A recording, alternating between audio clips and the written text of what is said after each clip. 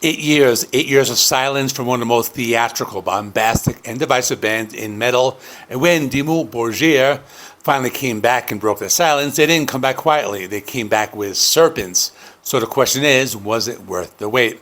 Stick around, because by the end of this video, I'm going to tell you my full breakdown, track by track, tell you whether Grand Serpent Rising is the comeback the band desperately needed or just another overblown disappointment. Let's get into it. Alright, so full transparency, I'm not a Dimmu Borgir superfan. I'm relatively new to the band. I knew the album was coming, and the style caught my attention because symphonic black metal is something I've been digging into lately.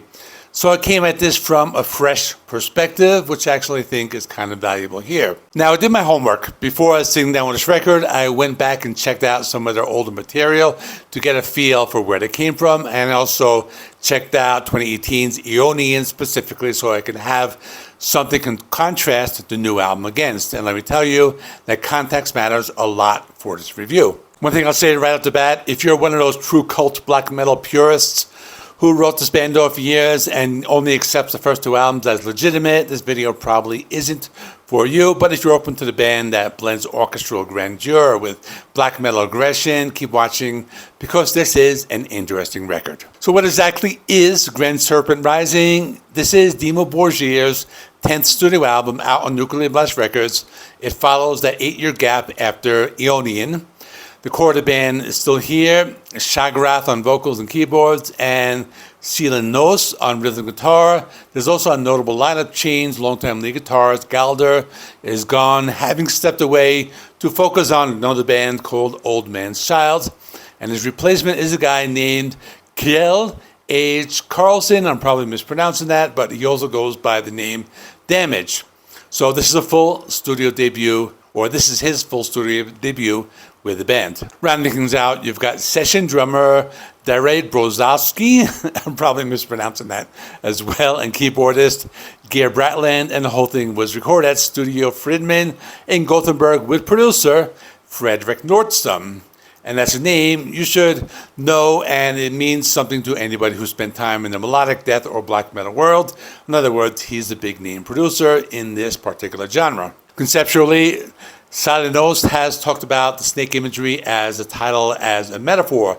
It's renewal, growth, shedding old skin to reach your true potential. And honestly, that concept feels very intentional when you listen to what they're trying to do musically. They pulled back on the hyper-polished, over-orchestrated approach of Aeonian and tried to do something a little more raw and organic. There are several tracks sung entirely in Norwegian, which is a direct nod to their roots.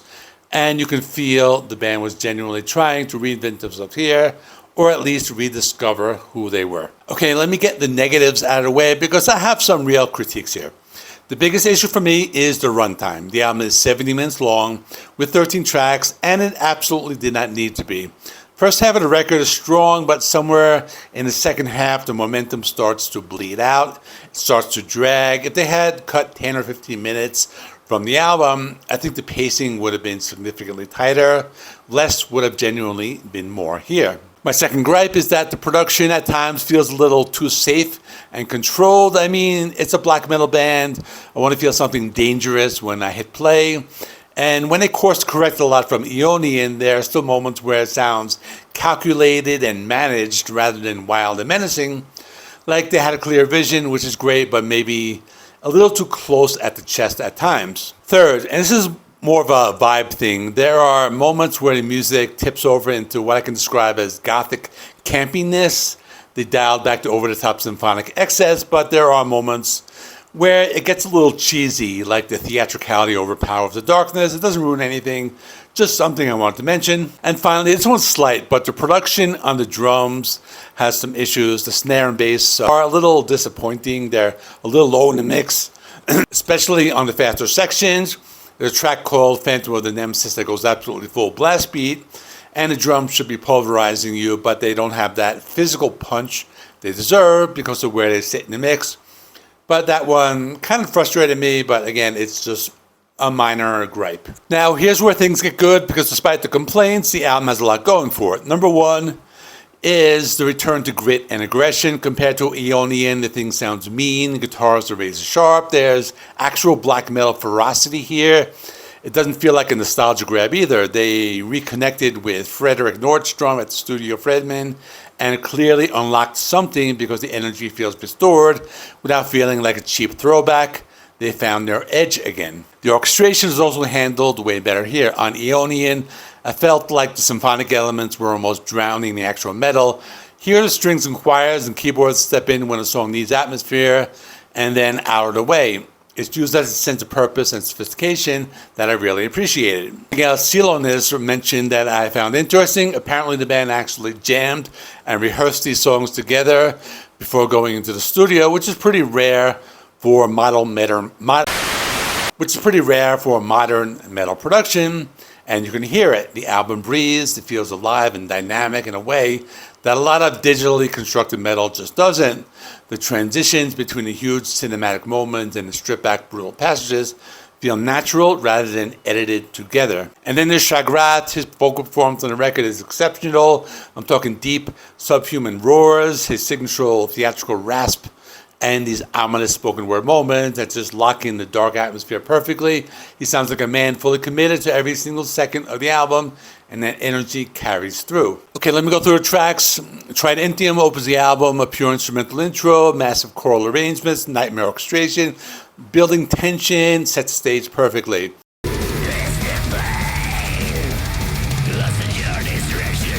Ascent is where he actually hits you. You got blast beats, sharp riffs, Shagrath's vocals full force. This is one of the most dangerous sounding moments on the record. The Cryptfarer, I'm not sure if I'm pronouncing that correctly, but it slows things down. It's eerie, it's gothic, there's piano and dark choral harmonies, atmospheric, one of those moments where the campiness that I mentioned starts to come through. And then, as seen in the unseen,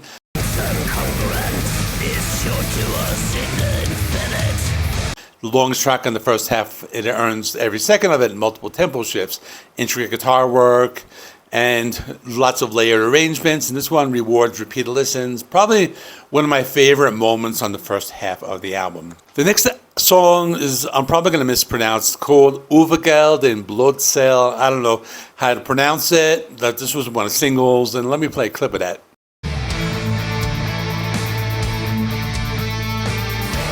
But this is another one of the best songs for me. It opens with bellowing horns and distant ticking. It builds in something massive, sung entirely in Norwegian, themes of bloodlines and heritage, delivered with absolute ferocity. It's just a stunning track. Then there is Repository of the Divine Transmutation. It's experimental, alternating between crushing doom metal riffs and ethereal dreaming soundscapes. It mirrors the snake metaphor of the album conceptually. It's a really cool song. Silk Minds of the Alchemist.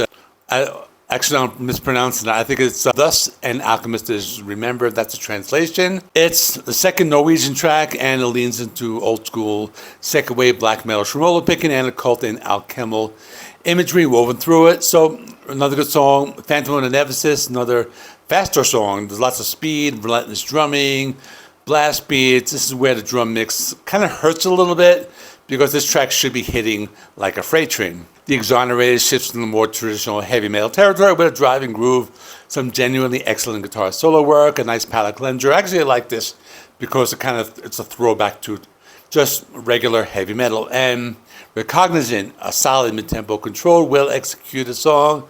Another one of those moments where they play a little too safe. At the precipice of convergence, a shorter track, it's faster, starts pushing forward to the finish line. It's layered, it's orchestral, it overlaps guitars, and creates a field sense of panic and urgency. Then there is Shadows of a Thousand Perceptions, one of the stronger late album tracks, jumps between quiet, haunting orchestral passages and heavy guitar arrangements, and they do it beautifully. And the last track, I'm not going to be able to pronounce this, but it's Gujol, named after a river in Norse mythology that separates the living from the dead.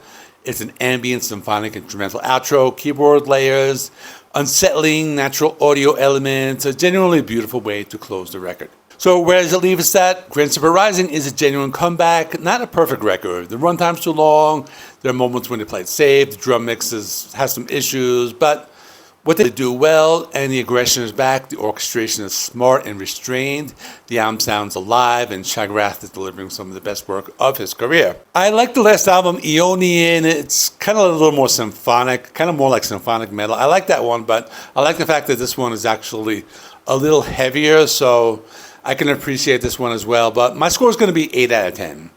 And I think I would have gone higher just if they trimmed the runtime a little bit, because I think that was my biggest issue. I think it just drags too much towards the end. It just feels long.